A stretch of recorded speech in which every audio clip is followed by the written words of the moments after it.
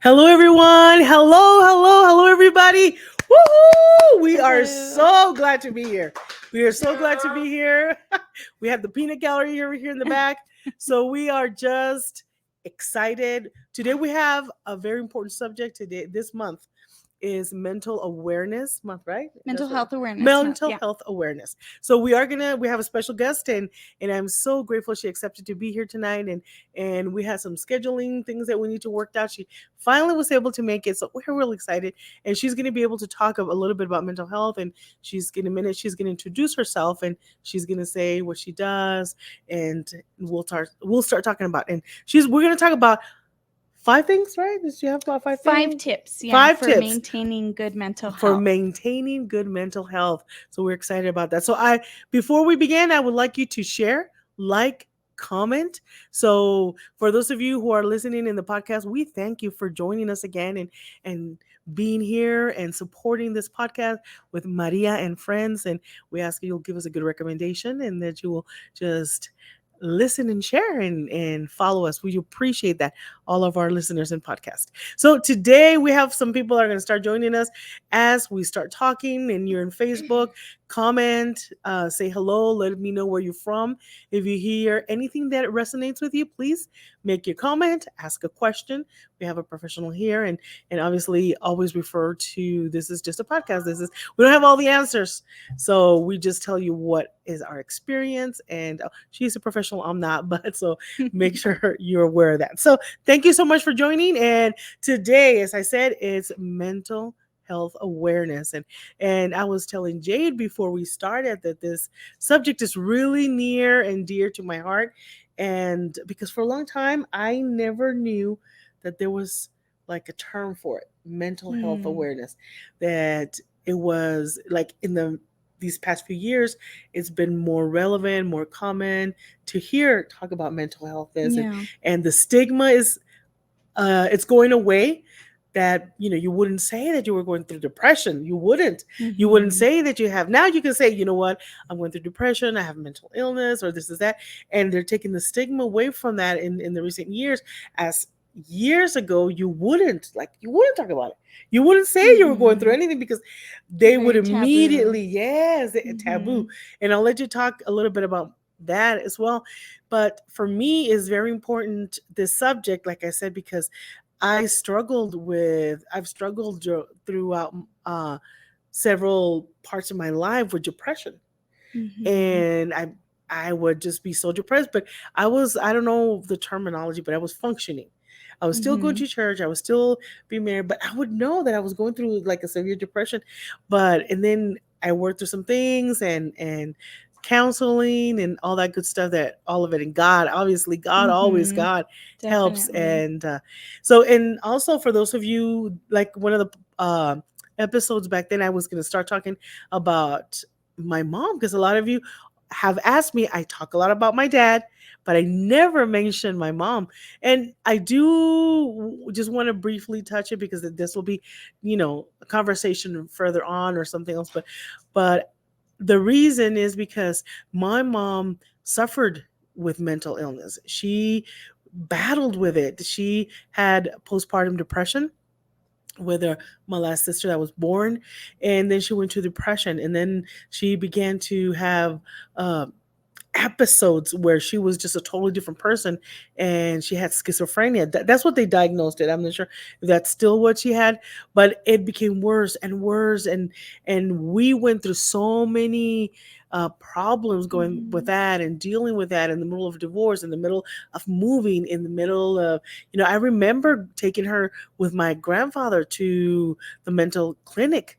I remember having to go down, running after her down the street, because she would grab the knives and she would just go down the street, talking to the neighbors and just getting into fights, and we would have to go deal with that. So there's so much trauma with all of Hmm. that, and I know for a fact that it had not been for God, had not been for Jesus, Hmm. I don't know where I would be. Diana, Miss Diana, hello, Diana, Hi, hello. Diana. One of these days you have to come and so we can talk as well. So, and throughout the years, I can only say that it had not been for God and what He Hmm. did in my life, because I grew up at one point. I felt like I lost my mom. I totally lost the person that I would go to, the person that made me feel comfortable. And she was so detached because she went into her own world. And at that time, I can remember I was 15. I was 15, 16, and I, in so many ways, became the parent. I Mhm. became the parent for her. I became her spokesperson. I became, and at that time, there were so many other things going on in my life. So to me, I had to hide all that. I had to hide from people that my mom was Mhm. schizophrenic, that my mom would talk by herself, that my mom would do all these weird things and just have episodes. And then when she would come back for those few days that she was normal, then I would have some conversation, but then she was so embarrassed of what she had done that she would Mhm. retrieve into that world. So all of those things, I don't know if anybody has seen the movie Beautiful Mind. Mhm. That's kind of like she was a lot. Ah, It okay. was it was she would have like two different worlds, and she would talk to people Mhm. that weren't there, and she would just say, and it was really weird because people started to be afraid of her because she would look at people and tell them what was going on in their life. It Interesting. was weird because she would, Very I mean, like the interesting. nurses and would come and help her and hold her because I mean, it got, tremendous. Mhm. And they would put her in a straight jacket and stuff. And then she would grab their hand and turn around. And I remember she told one of the nurses, male nurses, she said, you don't have to worry about that. You don't have to, she's not pregnant. You don't have to worry about it. She's not pregnant. She's not, so then she's not going to tell your wife. And his eyes were like, what? This Wow. house. So it was so Wow. many weird things that happened. And I Sounds like a usually, prophetic gift or something. yes, it was prophetic. It was, Uh-huh. I don't know what situation was going on. And then, so that lasted, I would say, severely before she was finally put into the psychiatric ward for, I would say, Mhm. for about 3 years.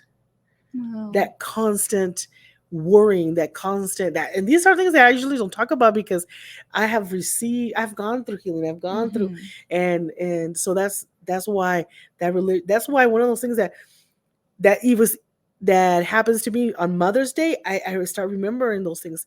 And I know God has brought me healing when I started having Gabriel, when I had Gabriel Mhm. and Daniel. God brought a lot of healing in regards to motherhood. But it became even worse as I became a mom because I wouldn't understand why I would give the world for my kids. I would Right. fight for my kids. I Mhm. would just make myself better for my kids. And then when I would see that she abandoned three little girls, she Mhm. just took off. She abandoned us. And I never understood that. But then, so like I said, talking and healing and Mhm. again, I'll say it again, it was God that started healing that process. And the last time that I went to go visit her, I went to Puerto Rico. We went to where she was at, and she didn't know who I was. Totally didn't know who we Mhm. were. I went with my sister, and she didn't know who we were. And we were there, and I thought I was gonna be mad when I saw her. I thought I Mhm. was gonna cry. I thought I was gonna tell her so many things. But the minute I saw her, I just felt love. It was Wow. God. I just Yeah. felt the love of God. We were there. We ate with her. We prayed, and at one point she said, "Hey, you know what? Have you seen my three little girls?" And I'm Mm. like, "It's us, Mom." No, no. Have you seen my three little girls? Have you seen? Mhm. One is Maria. One is Martha. One is Elizabeth. Have you seen my girls? And I'm like, "It's us." Right. No, no, no. But I know they're with her dad. I know they're with her dad. They're living with her dad, and they're good. They're okay. I'm like, okay, yeah. So we pray, we stay, Mhm. and that's what God does. So, and Yeah, Diana wow. says, "Love the movie." Oh yeah, beautiful mind. She says that definitely sounds prophetic. Wow. Oh yeah, I have stories. I mean, I have stories with her prophesying to people and chasing them with a knife as well. And oh my God, yeah, she went into the church one time. There was a church service, and she went into the church service and started prophesying to people there. And they were all like, and I was like, you all don't know what's happening, but she crazy. And she was prophesying and telling people, and we were like, but then she would do some other things. And so, anyways, Yeah, all of that to say that we need God in our lives. We definitely. need God. I mean, I'm a big believer of counseling. I'm a big Definitely. believer of medicine in certain cases. I'm a big believer that you need to seek professional help. Absolutely. If you need it, it's there, it's available. Seek professional help, but also ultimately find God. So, and Yes. that's my introduction. That's why, and why mental health is so important to me. And I'm a big advocate that if you need it, go find it. And Mm-hmm. some of the reasons why, because I've seen it in my life. So, and with you, I'm gonna let her introduce herself, what she does, where she comes from, and she is Yes. single and beautiful, and she will be taking applications at the end, and make sure you include a snapshot, screenshot, Resume. that's resume, Yeah. screens, a Background headshot, check. and screenshot of your bank account. Not just kidding. Yeah, credit history. Go ahead, Miss Jane. Well, so my name is Jade Jenkins, and I'm a licensed master social worker. I work as an adult outpatient therapist for La Clínica de Familia in Las Cruces. Wow, So I commute from El Paso to Las Cruces that's for about an work. hour. 45 minutes usually. Wow. But it's not too bad. I really enjoy it there. So yeah, that's what I do. How did you get And into that profession?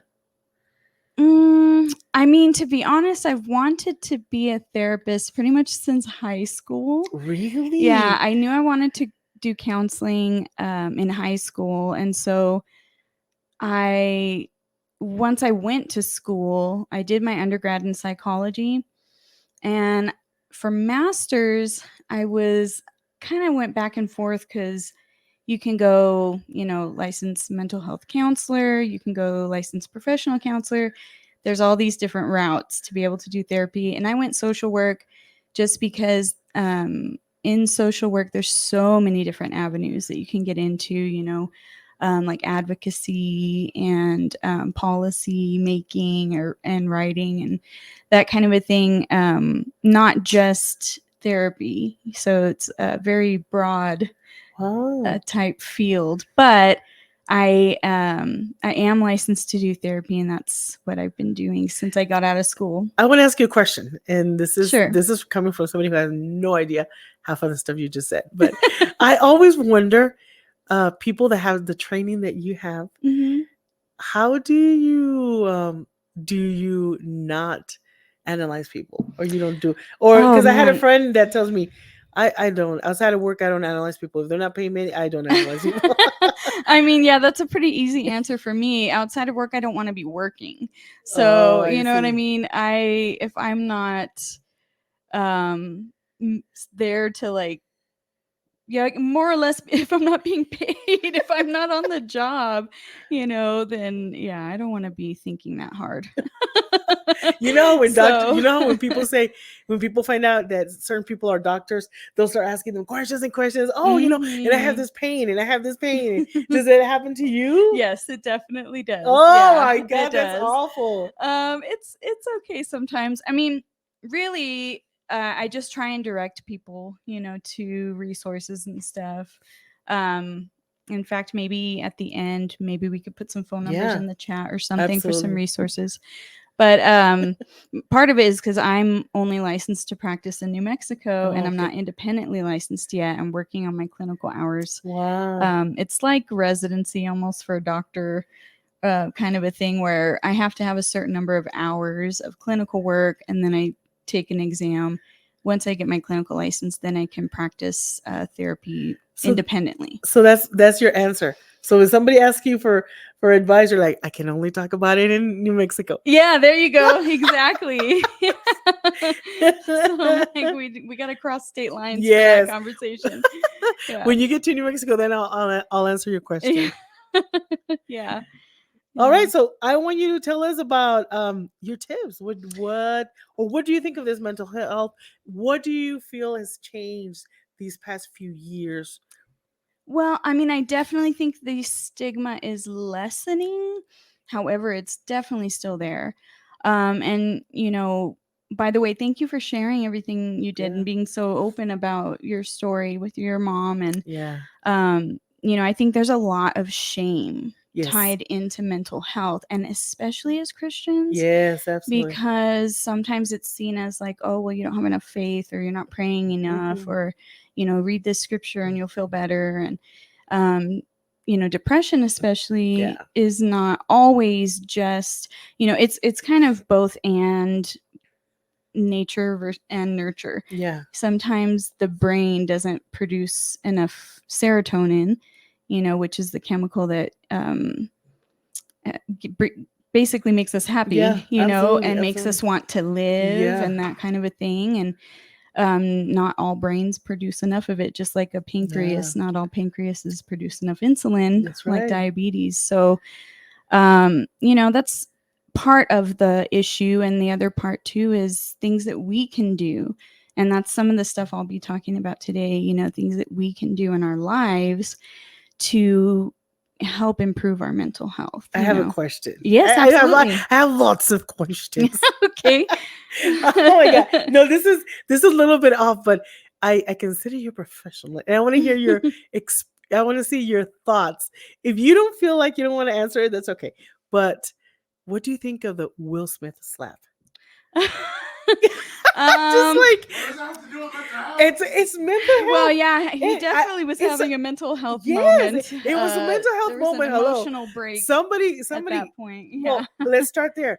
Was it a mental health thing, or what are your opinions though? I mean, it's hard to say, without really knowing them. But I think it was a poor judgment call. It was an impulse, and sometimes when our emotions get too intense, we act impulsively and we do things that later we're like, dang, Yeah. I should have thought that through. you know So I mean, I think it was unwarranted for sure. Yeah. If it was offensive to them, it definitely could have been handled. Absolutely. Like we tell kids, use your words. Yeah. You know what I mean? Like just Yeah. use your words. That would have been like, use your words. So Yeah. wow, that's so. What do you think of Chris Rock's reaction to when he gets that? I think he handled it very well. Right? Yeah, that would have been hard for me to keep my cool, Would, especially when he's yes. looking around like, is anyone gonna do anything? Yeah, security or security. Yeah, exactly. So I was thinking, had he been Hispanic, oh, yeah, it would have been a different story. There would have been a switchblade in there somewhere or something. Yes. Oh my God. Yeah. Had he been Hispanic, I don't know if I don't know, but that would, I mean, just wow. And his wife dated, I didn't see very much reaction from her. No. That kind of upset me. But I did see an article where she said she's not a woman that needs protecting. She threw him under the Mhm. bus. Yeah. Yeah. Later, I'll show you the video, the other side of her reaction. Toxica! Oh my God, Toxica. I was like, because I'm thinking, had she been Hispanic, she's like, no, leave my man alone. And she'd take her shoes off, her earrings off, yeah. and she'd be, I told you, and blah, blah, blah, and I told you, and like it would have been a show for sure. Well, and so that actually brings up a really interesting point about mental health. There are, important things to consider when it comes to culture.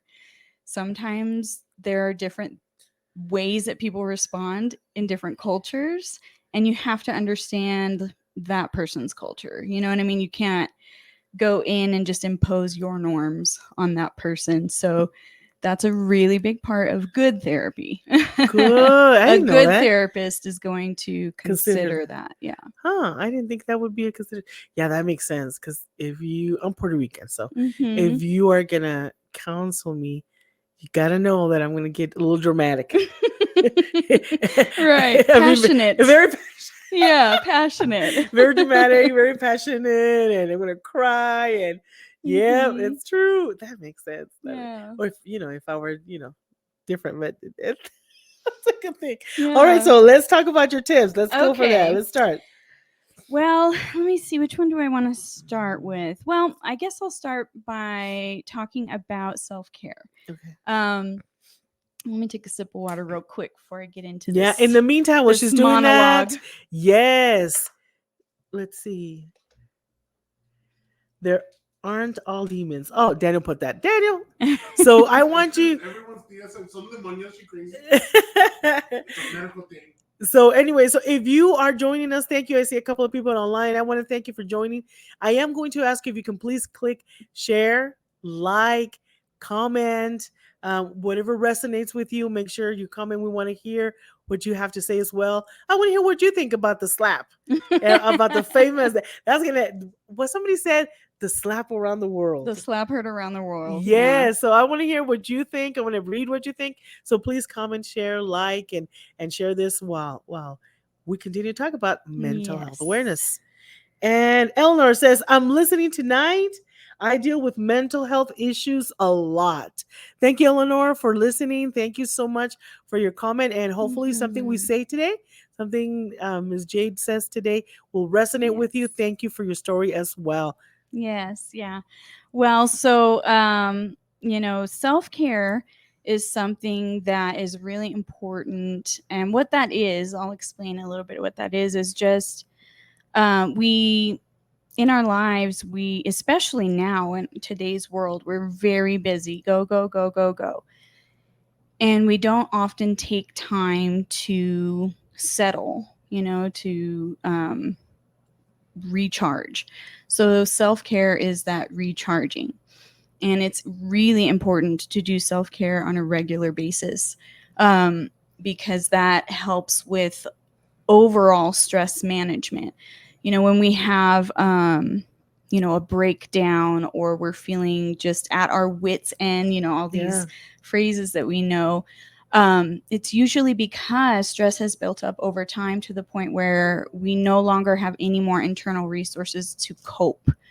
So doing self-care regularly kind of keeps your reservoir full so that you have those internal resources to cope with your day-to-day stressors. So self-care can look like getting a pedicure once a month, or taking a bubble bath once a week, or taking yourself out to a movie, or doing something purely to just unwind, relax. So that's one of my tips. So tip number 1. So I kind of started to... Let me write that here. Okay. Let me write it so they can see it. Let me write a banner here. Let me put this self-care. I like self-care. That makes sense. And everybody's self-care looks different. It does. Everybody relaxes and unwinds differently. We all enjoy different things. So a movie for me. A movie, self-care. There you go. Talking to a friend is self-care. Yes, it can be, definitely. And so I kind of started to get into it a little bit earlier about, our busy lives, not taking time. Jerome says hi. Jerome says, let's see what Jerome says. I need to work on that self-care family. Diana takes bubble baths once a week. Yeah. So thank you, Jerome, for listening in. Awesome. Yay. And let's see here. Self-care, I take a bubble bath at least once a week. Oh, bubble bath with candles. That's nice. That's good. It's self-care is really, it's like you said, whatever, touches you. So. Ooh, diaphragmatic breathing. I was just going to talk about that. And progressive muscle. Pastor Jason. All right, Pastor Jason. You know what? It's hi, Pastor Jason. He's in the same field. He's in the psychiatric field. But, I have to say, Pastor Jason is a man of God. Yes, he is. Because he deals with some of us crazies, and he has a knack for it. And he's so calm. Very gentle, yes. He's so calm. And it's funny because in the office, I'll say, Pastor Jason, this happened to me, and this happened to me, and blah, blah, blah. And I'm very, animated. I'm very, and this, and blah, blah, blah, and this. And he's like, oh, that's funny. Oh, and I'm like, and Pastor, blah, blah, blah. And he has so many stories, and he's like, so he's used to dealing with crazy. So tell me about that. He worked in inpatient, I believe. I do outpatient. Inpatient's a lot harder. Well, he has a degree in working with crazies. Yeah, and he's good at it. Lots of experience. So tell me about this diaphragmatic. So I was about to say, part of we talked about self-care. Another thing that's important to practice is mindfulness. And what mindfulness is just learning how to be present. A lot of times, especially when it comes to anxiety, we're either worried about something we did in the past or worried about something that's going to happen in the future, and we're just missing out on what's happening right now. And so mindfulness is a practice of being present. It utilizes the five senses a lot, going outside and just identifying maybe all the birds that you can see, or what kind of sounds you hear, and what does it smell like? What is it? Do you feel wind? Is it hot? So really paying attention to your five senses. There are also ways of meditating and practicing like relaxation, which is part of what Pastor Jason was saying, diaphragmatic breathing What and is progressive that? muscle relaxation. So What is that? One of the things that I've heard when being present, you were saying that, is like when you get an anxiety attack, yes. and they say the three threes that you just like. Yes. What three things are you hearing? What three things Yeah. are you seeing? It's a skill called grounding. Oh wow, how's that? Is that Yeah. good? Is that Yeah, it's very good for panic, for anxiety, for PTSD, flashbacks, trying to bring yourself back to your current surroundings, that kind of Wow. a thing. Yeah. But a lot of mindfulness, is learning also to quiet your mind, and that includes breathing. And the diaphragmatic breathing specifically, or it's kind of a long word to remember. You can Yeah, I also was gonna call it say, belly breathing. huh? And what belly breathing is, and you can practice laying down on the floor on your back and put your hand on your belly. And usually when we inhale, our chest will rise and fall. You take a deep breath and you notice the chest rising and falling. Uh-huh. But belly breathing, when you inhale, it's like you're trying to fill your belly with air like a balloon. So you use your diaphragm. So you inhale and you push your belly out. You'll notice your hand rising when you take that inhale.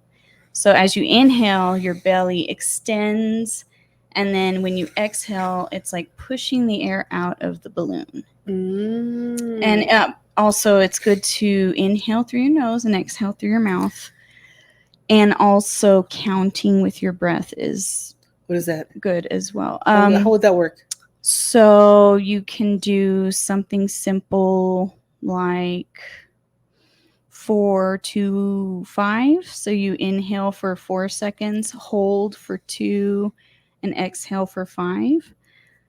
There's all different ways. There's Oh wow. 4, 4, 4. I don't like that one as much. I don't like to hold my breath that long. But You're not training for the Olympics. point of the counting is to regulate your breath. So if you're hyperventilating, counting with the breath, you pause, you exhale, you make sure that the breathing is regulated. So both of those things, the counting with your breath and the diaphragmatic breathing, what it does is it I believe it's the sympathetic nervous system that is aroused during stress. And so it kind of helps calm the sympathetic nervous system and bring you back to a calm state. So it actually does something physically in your body. It has a lot to do with the diaphragm. I don't remember exactly how that all works, but the diaphragm area, it helps with soothing nervousness. How and that do kind you of thing. like when I'm sure you've had to deal with somebody having an anxiety attack? How do you keep it together? I'm sure it's training, right? It can be. It depends on. It just depends. I've had a patient walk into my office just raging, basically, not at me, but just in general, and they were just like, "I'm so angry." Oh my god. And so I just kind of walked them through a mindfulness meditation.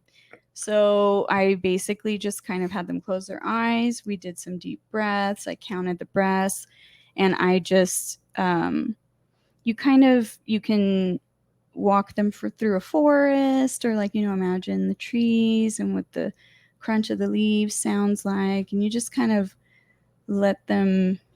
It's a way of soothing the mind and the body, and then, once they're calm, we How powerful talk a little bit how more. how powerful is your mind? It's very powerful. And we have a lot more control than we realize. Really? A lot of the times people don't realize that we can control our emotions. I mean, there are, of course, when someone has various mental health diagnoses, that can make it more challenging to do those things, but we can really change our feelings when we change our thoughts. And that was actually going to go into another one of my tips. So far we've done self-care, Yeah. mindfulness that includes breathing techniques, And being present. and being present. Yeah. That's something that and we the really, five senses. That's something that it's needed, because we're always on the phone, we're all on the Yes. cell phone, and you see Mhm. family reunions and everybody's so disconnected. Absolutely, yeah. And it's just the disconnect Well, is and amazing. mindfulness is something that it becomes a practice, because it takes practice to quiet your mind.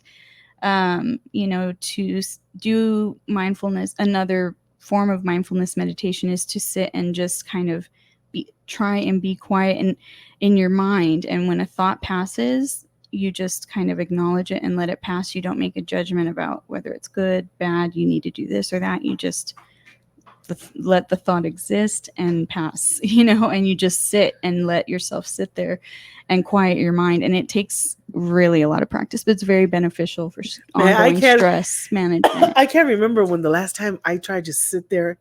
It's hard. Quiet. Because I mean, I don't know, but I try. I sit there, I close my eyes. Okay, you know what? I'm gonna meditate on the Lord. I'm just gonna be quiet. And then the minute I try to quiet myself, I think, oh my God, I need sour cream. Oh my God. Yeah, there you go. There's a Random load thoughts in the wash, and I need to put it to dry because I'm not gonna have my shirt clean for tomorrow. Or like, oh my God, did I feed the dogs? And then I start this list, this crazy list of things start, and you're right. You have to. It takes practice to control that. Yeah. Well, so like I had said about we can change our feelings with changing our thoughts. Learning how to use positive self-talk and affirmations. The Bible says, whatever a man thinks it. Yes. And, whatever is lovely, whatever is pure, think on these things. Yeah. I mean, God knew what he was doing. Yes, absolutely. So he knew that these things would help us. And so it's important. So affirmations, let me talk a little bit about what that is. At our church, the Rock Face Center, we have our winning words. And 7 statements that are positive, that are motivating. And I'll be honest, like, we do it so often. Sometimes I just do it automatically. I don't think about what I'm saying, but there'll be times where I'll be feeling low or like a failure or something, and one of the winning words will pop in my head. I love that. And I'll be like, okay, no, you know what? I win regardless of the losses I may face along the way. Yes, I like and that. So that is a perfect example that's good. of affirmations. And I really encourage my clients to make their own affirmations. Write down 5 to 10 positive things that you feel like you need to be told. Like, if you want, if someone's encouraging you, what do you need to hear? And write those things and say them to yourself. And when you write those things, would you write them as to yourself, or you would just write them? For example, do you use "I need this" or "I need this, I see this," or how would you word it? I think it depends on how you want to do it. Some people like to say it to themselves in the mirror. Okay. So they might say you are, or whatever. But if you're just kind of driving and you want to say, I am this, however you want to do it, but it's because when you have that set of affirmations that you kind of go over repeatedly, like we do with the winning words, they will come to mind in the moments that you need it, because you'll remember it, that's the statement that you. I like the one. Yeah. We say them in Spanish. I repeat them because I interpret for pastors. I repeat them in Spanish, but one of my favorite is the one that I will accomplish every task that before me. Mm-hmm. When I get overwhelmed, I just say, Yes. I will accomplish Do every. some belly breathing. Yes. Yeah. Okay, I like the one that was just like, and just breathe. Just Yeah. But you know what? I am gonna make a point to practice the one about quieting my mind. Yeah. It's tough. Cause oh my god, that was is. I need to do You that. know, I don't know if we're allowed to say the names of musicians on Yeah, the yeah, podcast. yeah. Okay, because I do have. There's a group called Salt of the Sound, and they're a Christian group, and they do like very ambient, like kind of Oh, Zen music. I don't know if that's good. not the right word, but I don't know. It's Yeah, very it's- like peaceful background. Yeah. Like I really like to put that on. Oh wow. And that helps, I think, a little bit with the mindfulness and the quieting your thoughts because the pure silence sometimes is a little too Oh my loud. goodness. Isn't You that know what I funny? mean? Yeah. I have done that where Yeah. I've been in complete silence, and silence is not silent. Yeah. Because I hear buzzing. Not that I have tinnitus or anything, but I hear buzzing. I hear the refrigerator. I just hear the wind. I hear my heart breathing. I'm like, no. Oh, hi, Crystal. Hi, Crystal. How are you? Thanks for watching. Hi, Crystal. What did you put? What, Crystal? ¿Qué puse ya? Hello. ¿Qué pusimos? Diana says, I love listening to soaking in his presence to quiet my thoughts and prepare to meditate. Soaking music. I like Nice. soaking Yeah. music. I Good. like Find definitely some like good soaking. soaking music. I like to soak. Then what I call soaking music is just this instrumental, really soft kind of music. No words. It's soft, and you just be in God's presence, and you're there soaking the presence of God, and you just and like you were saying, just quieting, and that's where I've practiced quieting my mind, and it takes time to practice to be in that silence, and the music is going, and you're like, I'm gonna forget about the laundry. Yes. I'm gonna forget did I send Because- the payment for the electric, and I hope there's electric when I get home, and all that stuff. And even things like just that. doing that for 5 minutes, and 5 minutes can feel like an eternity when you're trying to quiet your thoughts, but everything can wait 5 minutes, right? The laundry and all of that. And so we're just always in such a hurry. We are, well, because we come from this culture that we create things to be more efficient so you can have more free time. Yeah, but then we don't have more free time. But then you're like, okay, so now that you have more free time, then do this and then do that. So it's a practice. Likes to listen to rain. Oh, the rain. Yeah. I'm not gonna tell who. I'm not gonna say who likes to listen to rain at night and thunder and goes to sleep with that. And I cannot tell you how many times I have thought it was a storm. No, I thought the bathroom was leaking. Oh. You're like, I'm hearing water. I'm like, I hear water. So I'm gonna, is there a leak somewhere in the bathroom? And I'm like, and then I go by, like, oh. Oh, that's funny. So to wrap up with the positive self-talk / affirmations, the Bible is a very good source for affirmations. Absolutely. Finding a scripture that you love, that you find comforting, or that brings you peace or joy or whatever it may be, and memorizing that and repeating that to yourself throughout the day, that can also be a form of affirmation. So Absolutely. Those things really help because we our brains naturally latch onto negative things. Why is that? It's a survival skill, because people can tell you 20 amazing things, but in the comments I see one person, I didn't like your voice. I'm like, oh, that's it. That's it. I'm gonna go change. Our brains try to avoid pain, and so anything that causes us pain, we need to remember so that we don't run into it again. Or like back when humans, were living in the wild, basically. You know what I mean? Having to know, like, to be attuned to danger.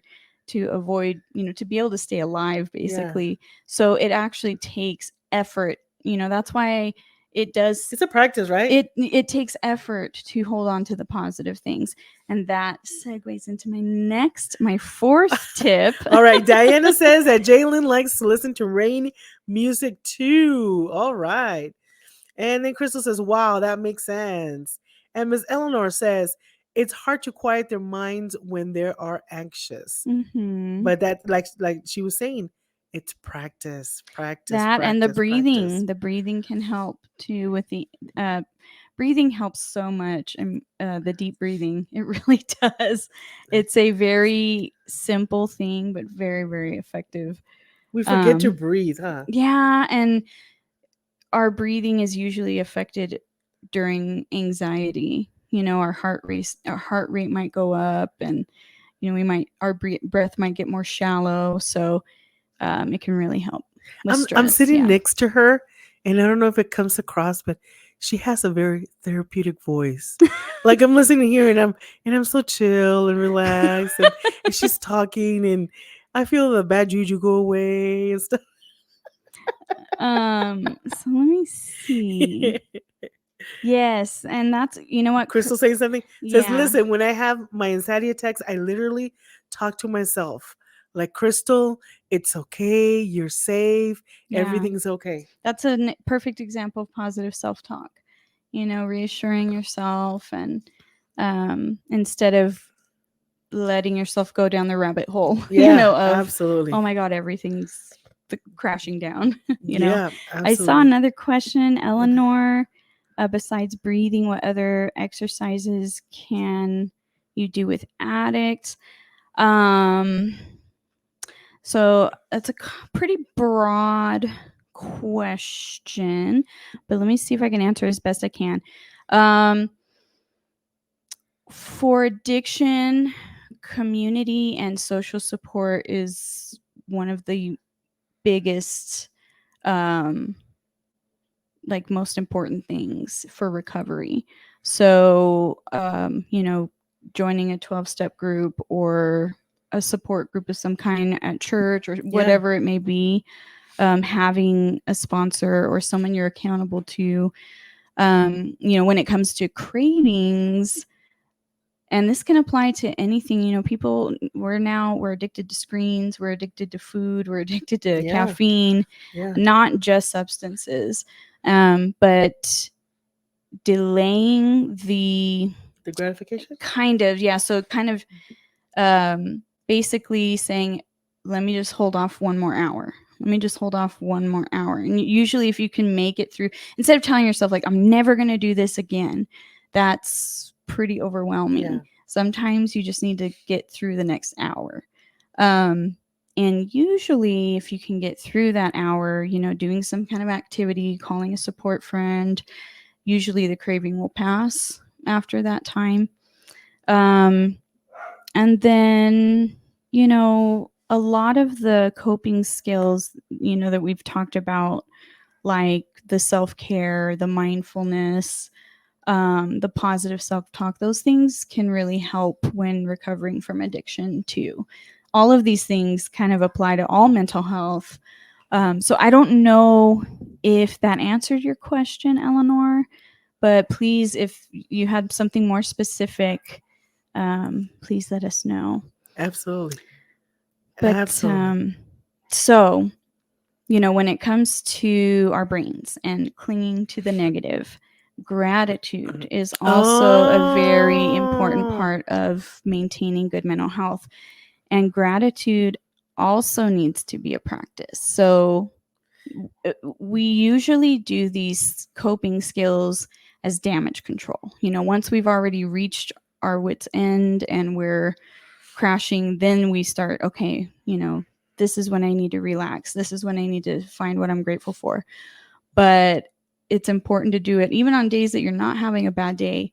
Write down 3 to 5 things that you're grateful for, positive things, because in fact, there's one activity, and this is something you can do as a family. I know Jerome mentioned he needed to do some more self-care and he's with his family. And so something that you can do is make a gratitude jar. They have like really big mason jars at like Hobby Lobby. You can get one decorated if you want. And every day, write down on a piece of paper something that you're grateful for, something that you appreciated from that day.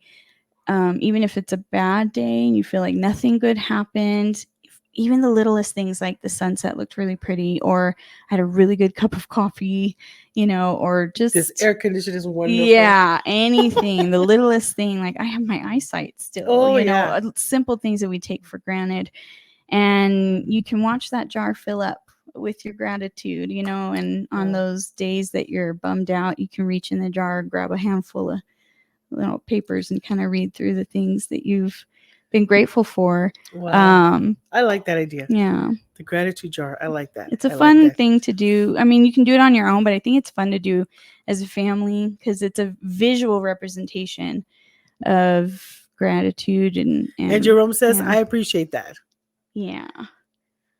So, the last tip that I had, and you kind of touched on it already, is to reach out. If you really are in that dark place. Jerome says we're going to go ahead and try that. Yay. Yeah. And personal self-care too. Lots of self-care tips.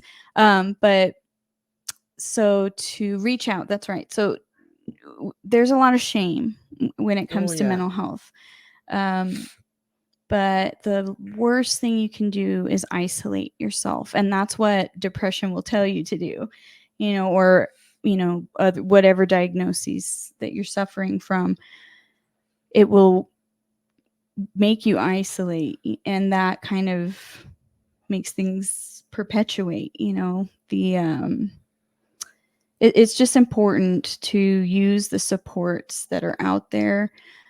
Family, friends, church community, sober communities, even crisis lines. That's one of my biggest, I'm telling you, the church ladies, the church friends, the people I get to see every Sunday that come up and talk to you and how God I am telling you that throughout the years, my support system has always been the church. Yeah. The ladies from the too. church, the pastors, the men of God, people that just come up to me and say, it's going to be all right. And, we got you, or we're praying for you, or it's going to be okay. Or, the sisters in the church that don't even know what you're going through, and they'll come and hug you or come and say, it's going to, we're praying for you, or, here, eat this pie, or I don't know. Just, the love that they show, that support. It's so important. It's so important.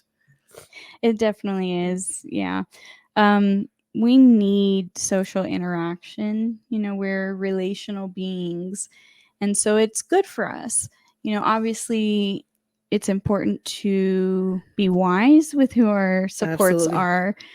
People who are walking the same path, people who share our faith, and are making choices toward a healthy life. Like, for example, if you're working on sobriety, probably not a good idea to hang out with people who are dealing with substances. Yeah. And that kind of a thing. So have your core people, core, and it doesn't have to be many. But we can all usually name one person, that you can call when you're feeling low or that you need prayer. That's your to-go person. Yeah. But there's also crisis lines and that kind of a thing too. Sometimes how do crisis line work? Do they charge you for that? No. But there's, you call and they kind of talk with you about what kind of thoughts you're having and that kind of a thing. And get you whatever help you may need in that moment. Maybe you need emergency help. Maybe are they volunteers or people that are trained? They're trained. I believe they're volunteers. I'm not sure though. Yeah. I'm really not sure. And there are different lines called peer-to-peer support lines as well. I'm not sure what the one is for our local peer-to-peer support line, but I can find it. But that's exactly what it sounds like. It's your peers, Yeah. day-to-day average citizens, who themselves probably are dealing or have dealt with mental health. They're trained to take the calls, but it's anonymous and they're just there to Good. talk to you about, Why is it so easy to talk to strangers? It's so I guess easy. Like you can because sometimes you won't talk to people you know, but you find somebody in the store and they'll ask you, and you're just like, you spill your guts out. I think it's just the feeling like that that person isn't going to judge you. Correct. Or they don't know anything about your life, and you don't have to be embarrassed seeing them again or anything like that. But yeah, therapy, and that's part of what helps therapy, or why therapy helps so much, is you have somebody who they're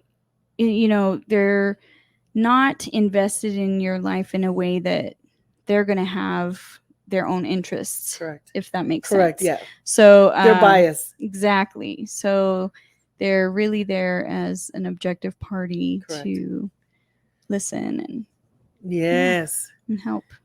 All right. So you want to go ahead and review all of them again one more time, just to make sure. So in case. we talked about self-care, Yes.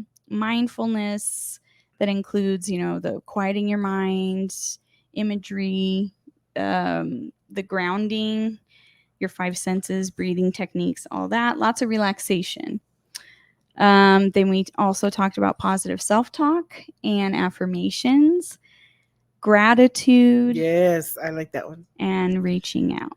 Those are really good tips. So just want to take a moment here. If you have just joined us, we are talking about mental health awareness, mental health, and this is going to be uploaded. So if you just joined us, as soon as it's completed, you can go back and start watching it from the beginning, because we have some really good tips.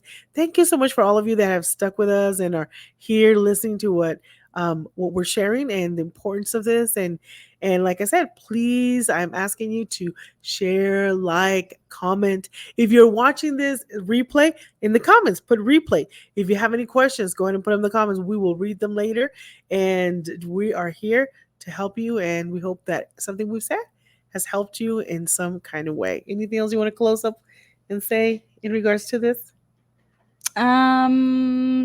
I just want to say that if you are suffering with any sort of mental health symptoms, just know that you are not alone. That's the right. biggest lie that our brains tell ourselves, that we're the only one, or, but you're not alone, and it's okay to reach out for help. So I encourage everybody to do so if you haven't already. Therapy is great. I'm not just saying that because I'm a therapist. Therapists need therapists too. It's good for everybody. Yeah, so. Absolutely. So reach out if you need it. So thank you so much for joining. Thank you so much for being here. And we want to thank you. And as always, make sure you tune in. And this will be uploaded. Our podcast, you can find it in all the platforms. It's Maria and Friends. So make sure you listen to some of the other podcasts that we have. And this one will be uploaded hopefully by tomorrow. Right? So thank you. Have a good night. Good night.